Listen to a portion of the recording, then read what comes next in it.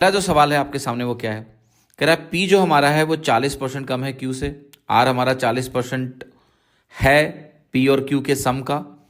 Some P और are का बताना है कि क्यू का कितना परसेंटेज है, ये कैलकुलेट करना है। कैसे करेंगे सवाल, बहुत सिंपल है।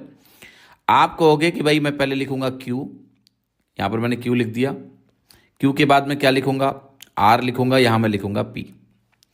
अब अगर मैं क्यू को 100 मानता हूं तो पी से 40% कम है, 40% कम होने का मतलब ये 60 है।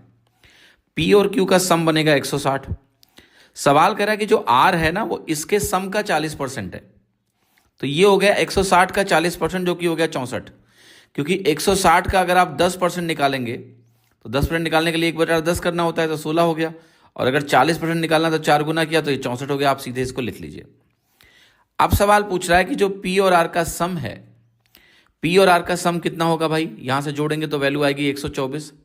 ये जो सम है ये क्यू का कितना परसेंटेज है, क्यू हमारा 100 है। 100 के बेस पर जो एब्सोल्यूट वैल्यू होती है वही परसेंटेज होती है, तो 100 के बेस पे 124% होगा।